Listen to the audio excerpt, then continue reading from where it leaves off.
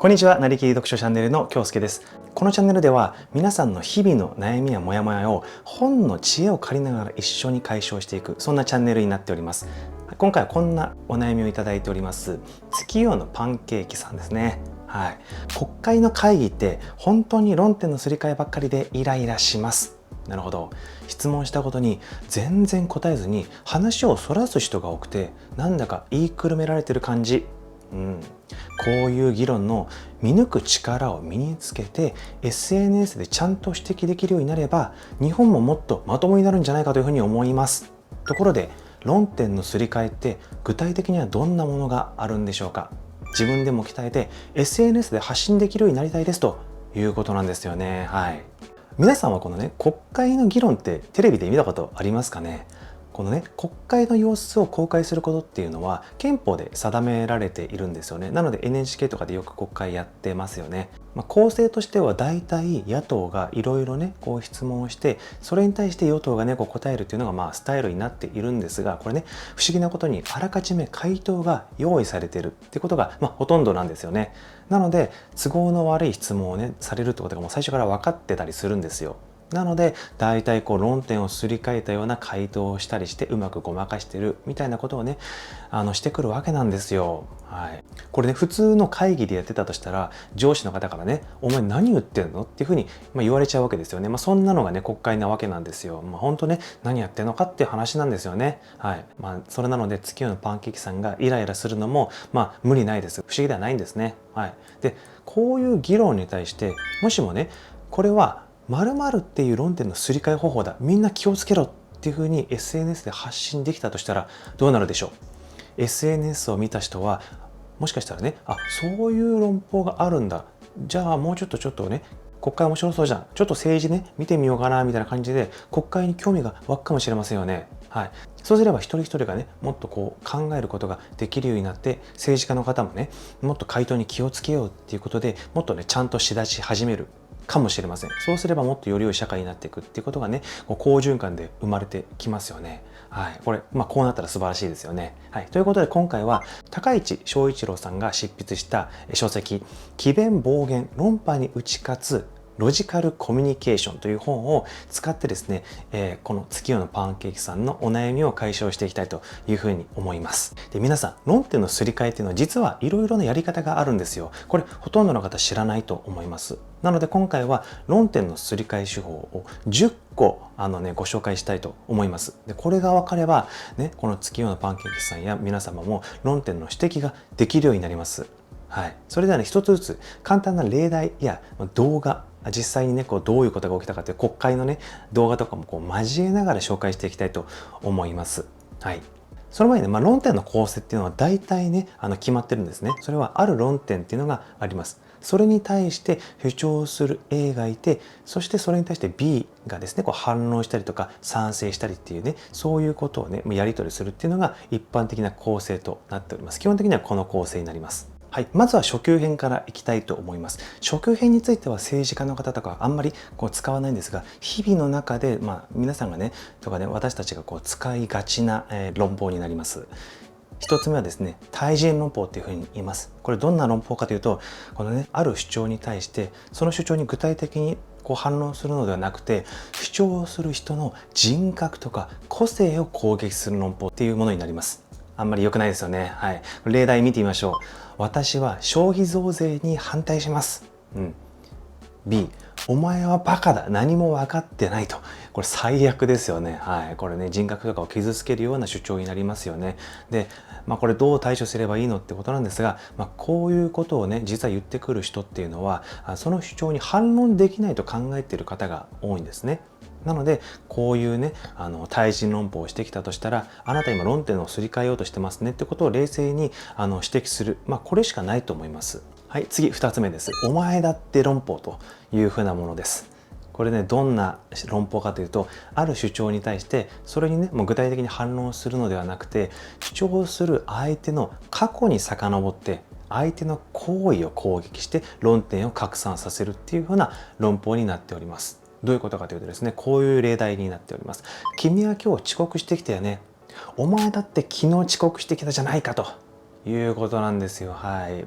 ちっちゃい頃とかはね、もしかしたらこのお前だって論法をやっちゃったかという方もいらっしゃると思いますが、実はね、仲が悪くなりそうな夫婦ともね、こういうことやりがちですよね。はい、これね、どんどんエスカレートしていくところやばいんですよ。例えばね、君は今日遅刻してきたね。お前だって昨日遅刻してきたじゃないか。いや、まず今日遅刻したことについて謝ったら、いや、それを言うなら昨日遅刻したことについてお前謝ってないんだよ。それどうなるんだよというふうにどんどんね、連鎖してしまうということなんでね、これ非常にね、エスカレートすると、もう両者ともね、もう大変なね、かわいそうな思いすることになりますので、くれぐれもね、お前だって論法をされたなと思ったらそこでストップしてください。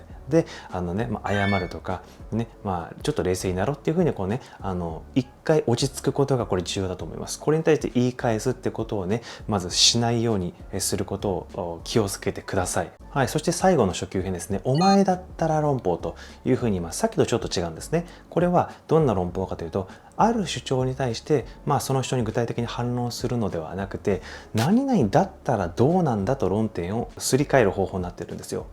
はい。ではね、具体例見てみましょう。A がね、どうして首相の政策は愚策ばかりなのかな。B、それじゃあお前が首相になればっていうふうなことにですね。はい。これね、つまらないね、もう議論にならないですよね。もうすごいつまらないね、ことを B 言ってきたなというふうに思いますよね。はい。これはどう対処すればいいかというとですね、これをね、実はしてしまうパターンっていうのは A の方がね、必要以上に偉そうに映った場合に、これを言われてしまうことがあるということなんですね。はい。なので、お前がね、首相になればっていうことを言われた時には、感情的にならずに、ね、こう言ってください。いや、それひどいんじゃないと。お前だったら論法になってるよ。っていうふうに言ってみてください。そうするとね、お前だったら論法って何だろうというふうに B も考えますので、はい、ちょっと冷静になろうぜっていうことをね、言ってみてください。で、ここまではですね、日々の中でよくある論法だったんですが、ここからはですね、実際に政治家の方々が使ったりする中級編の論法になっております。1個目はですね、トーンポリシングという論法です。これどんな論法かというと、ある主張に対してその主張にね、具体的に反論するのではなくて、主張している人の口調を取り締まることによって相手の人格や個性を攻撃する論法というふうになっております。これも実際に具体例見てみましょう。これは国会で行われた実際の事例になります。2017年2月17日に衆議院予算委員会がありまして、山尾議員という方がですね、2017年度末までに待機児童ゼロを目標にしていたんですね。はい。で、総理もそれをやるというふうに言ってたんですよ。なんですけど、実際はそれはまだやってないということで、非常にね、怒りをあらわにしているというものなんです。これ実際に見ていただきたいと思います。わからないんですか？何年までに目指すと、ここでなぜ塩崎大臣なんですか？わからないんですか？わからないんですか？塩崎大臣、ここで塩崎大臣に答えさせたら、総理、自分は何年までに待機児童ゼロを目指すのか、わからないでおっしゃってたということを自白したことになります。そんなに興奮しないでください。はい、どうでしょう。これね、実際に場を和ませるためにね、元安倍首相ね、こういうことを言ったかもしれませんが、これ、場は和んだかもしれませんが、山尾議員の立場からしたらね、めちゃめちゃ腹立ちますよね。なのでこれね、この論法をしてしまうと火に油を注いでしまう可能性が高いので、これ普段は絶対にやらないようにしてください。はい。次に囚人に訴える論法というものがあります。これどんな論法かというと、ある主張に対して主張そのものを議論するんじゃなくて、多数が支持しているから正しいと論点をすり替える論法となっております。これ具体的に見てみますと、例えばね、警察官がスピード違反ですって言ってね、取り締まったとしましょう。そして運転手はこう言うんです。他の多くの車だってスピード違反してるだろうと。ね、なんで僕だけ捕まえるんだよっていうことですよね。なんか確かにね、捕まった時にね、こういうこと言いがちですよね。はい、我々も囚人に訴える論法をしがちなんですよ。はい。ここまでは分かりますよね。じゃあこれがね、まさか国会で使われてないよねって思うんですけど、これ実際に使われたことあります。しかも最近なんですね。ちょっとこれ動画見ていただきたいというふうに思います。でいろんな人がいろんな意見を言う、それはそうあるべきものだと思っております。でそこにおいて、じゃあ当選をさせていただきました。じゃあそこにおいて掲げました政策が、私は当選をしたのだから、この通りにやるということにはなりません。昨日いやなりません。それは、という方が問題で、もう失礼。そこで当選をしたら、自分が掲げたこと、すべて我が党はこれでやるというようなことを私どもの党はやったことがございません。私は当選したのだから、私が選挙中に言ったことを全部実現するぞということは、それは私は一度も存じません。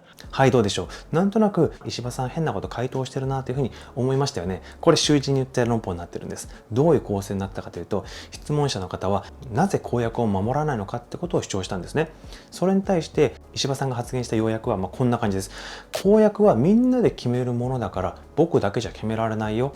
多数の意見もあるし僕だけ責めないでっていうふうに言ってるんですよ。もうね、警察官と運転手のやり取りと全く同じなわけです。これ衆人に訴える論法になっているということなんですね。はい。なのでね、これはもう非常にもうね、最悪の例だというふうに思います。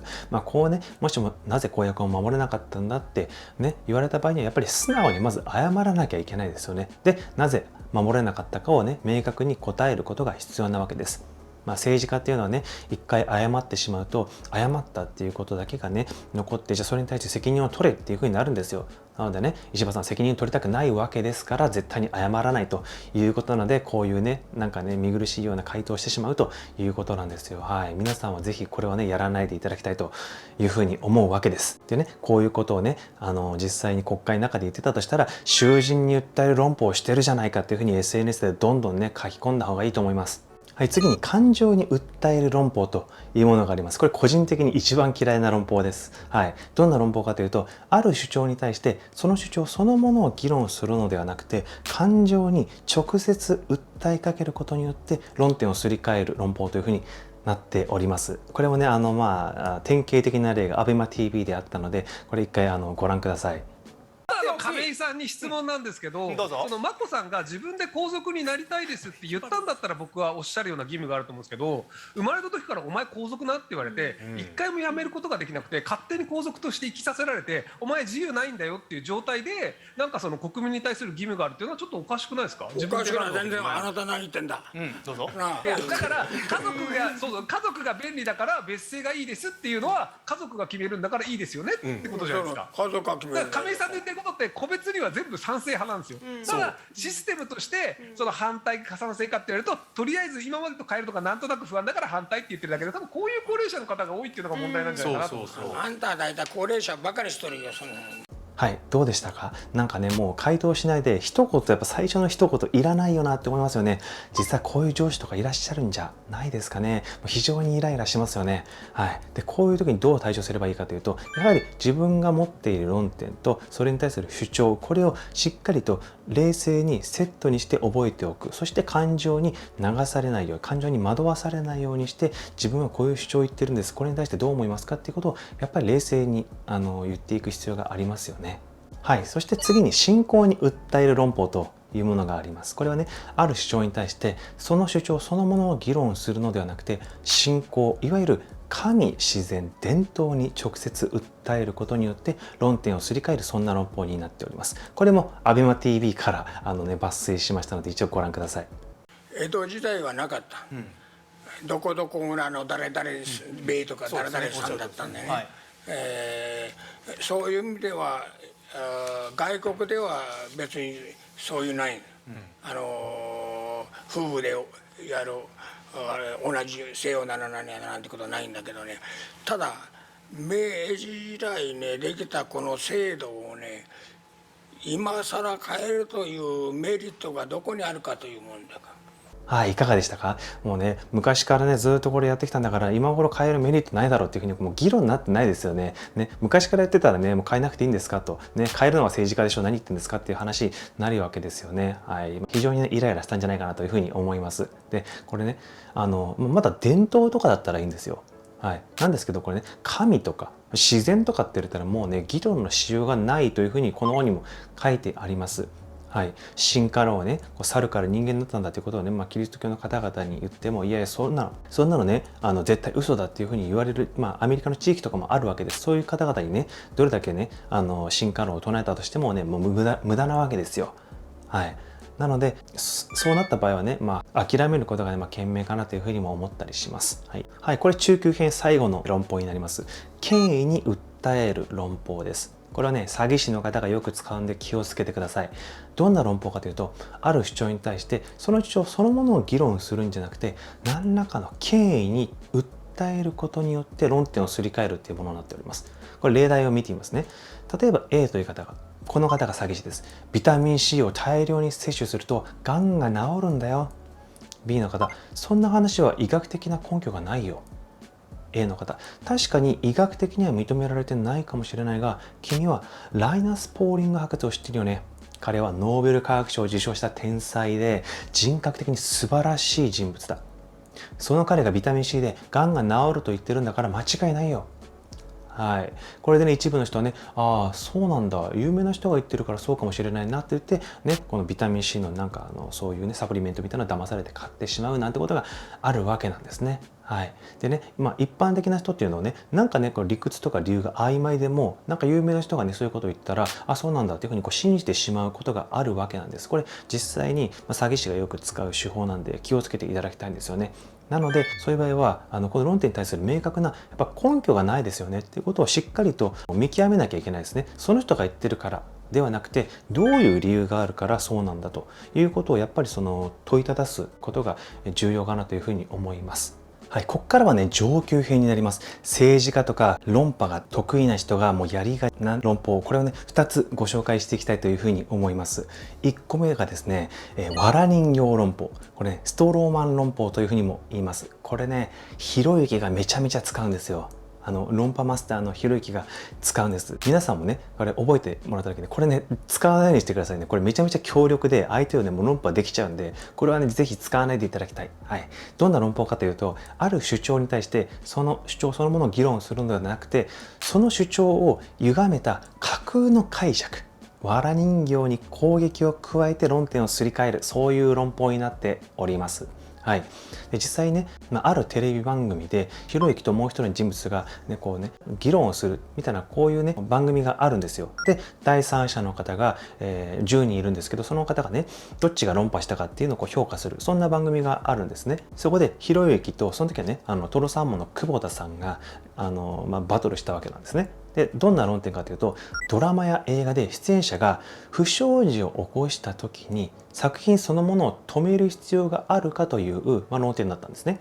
で止めないべきというのを久保田さんが言ったんです。でそれに対してひろゆきさんは、止めるべきという主張をしたわけなんですね。で久保田さんは止めない派で、ひろゆきは止めるべき派で話が始まったんですよ。で久保田さんはですね、なぜ止めないべきかという主張をしたんですね。不祥事を起こしたからといって作品に罪はないだろうと、しかも周りの人も金銭的な損失を被るわけだから止めないべきだっていうふうに主張したわけです。それに対してひろゆきは、じゃあ殺人をした人がねそのまま映画に出続けたら映画の興行収入上がっちゃうじゃないですかと、そうやって金儲けしていいんですかっていうふうに言ったんですよね。はい、確かにね殺人をね起こした人がそのまま映画に出続けたらちょっと見てみようかなっていうふうに思っちゃいますよね。はい、そういうふうに言って、もう見てる皆さんも確かにそうだよねっていうふうにね思ったわけですよ。はい、なので結果的にはね第三者の方々10人が全員ねひろゆきは論破したっていうふうなことをね結論として出してしまったわけなんですが、これねこのわら人形論法を使っているんですよ。なかなか気づかないですよね。どこで使われたかっていうと、久保田さんはねこう言ったんです。作品に罪はないよ、周りの人にも金銭的な損失があるから止めないべきだっていうふうに言ったんです。なんですけど、あたかもね久保田さんの主張をすり替えてるんですよ。どういうふうにすり替えたかっていうと、犯罪で注目を集めて興行成績を上げることは許されるべきだっていう主張に変えてるわけなんです。そしてこの変えたわら人形に対してひろゆきは反論をぶつけてるわけなんですよ。はい、なのでこれすり替わってるんですね。トロさんも久保田さんはそんなこと言ってないわけなんですよ。はい、これがねわら人形論法、いわゆるストローマン論法というものになります。これ非常に危険ですのでやらないでいただきたい。で久保田さんがねこのひろゆきに負けないためにはどうすればいいかというと、やっぱりその論点と自分の主張をセットでしっかりと覚えておくってことが重要になります。そしてひろゆきのその反論に対して、いや僕は違う、こういう主張を言ったんですよね、あなたは今ねわら人形論法を使っている、あたかも僕はこういうふうに言ってるというふうに錯覚させてるよと、これは違いますよねってことが言えたならば、このねテレビの番組の中でひろゆきに勝てたかもしれません。はい、これ気をつけてくださいね。皆さん使わないでくださいね。はい、そして最後、これはね国会でめちゃめちゃ使われるものなんです。どんどん SNS で反論して書いていただきたいですね。はい、最後は赤い二進論法というものになっております。これどんな論法かというと、ある主張に対してその主張そのものを議論するのではなくて、主張の意味を故意にそらして論点をすり替える、そういう論法になっております。これ具体例見てみます。この後動画もお見せしますね。具体例、はい。記者がですね、今朝ご飯を食べましたかっていうふうに言うんです。そうして政治家は、いや、ご飯は食べてないって言うんですね。で、記者の方が、いや、先生がね、会食されていた様子がね、朝目撃されてますがっていうふうに言うんです。政治家の方言うんです。いや、今朝はね、レストランでトーストを食べたよ。君がご飯を食べたかと聞いたから、僕は白米は食べてないと答えたんだっていうふうに言うんですね。何言ってんだと。ね、これ会社だったら怒られますよね、こんなこと言ったらね。だけどこれね、実際国会とかでめちゃめちゃやられている論法になっているので、これ気をつけてください。これも実際に例をね、見ていただきたいというふうに思います。現職の武田総務大臣もNTT と会食をしていたのか。先週、そのことを追及されると。国民から疑念を、が抱くような会食、会合、そうしたものに応じたことはございません。会食した事実自体があるかどうか、それをお聞きしたいんです。先ほどから申し上げているとおり、国民から疑問を抱かれるような接待、そしてまた会食、会合を応じたことはないんですけれども。だが、おととい、武田大臣は NTT 側と会食した事実を初めて認めた。はい、どうでしょう。これね、これが赤い日清論法なんですよ。もうタチが非常に悪いですよね。しかもこれね、4回の予算会議で25回同じ発言したんですよ。25回もね、同じ発言してるんです。もう何考えてんのっていう話なんですね。で、最終的に認めてるんですね。はい。ご飯食べたよというふうに認めてる、会食したって認めてるわけですよ。最初から言えよと。ね、僕らの税金でやってるね、この国会ね、なんですから、時間その後にかけないでよっていうふうに思いますよね。はい。なのでね、これはどう対処すればいいかっていうことなんですが、やっぱりね、相手が言ったことに対して感情的に反論してしまうと、もう相手のペースになってしまうんで、やっぱりしっかりと論点をもうね、覚えておく。そして自分の主張はこういうことを言ってる。この論点について今議論をしてるんだと。それに対して答えてないですよねってことをやっぱり国会のようにもう何度もやっぱ聞いていくしかないですよね。はい。これ実際にね、使われているので、これはSNS でどんどん発信してほしいんです。赤い日清論法がね、されてますっていうふうにね、どんどん訴えていただきたいというふうに思います。はい。これがね、10個の論法になっております。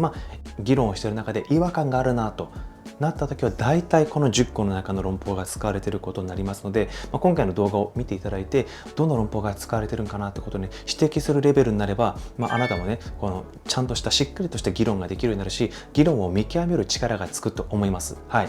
今日のパンケーキさんも、今回のこの動画を見ていただいて、しっかりとですね、国会を見た時に怪しいなと思ったら、どんどんね、この論法はね、こういう論法だ、おかしいぞっていうふうにね、国民の方に訴えてみてください。はい、今日はね、ここまでとなっております。よかったらね、いいねボタンとチャンネル登録をしていただけるとありがたいです。はい、それではまた次の動画でお会いしましょう。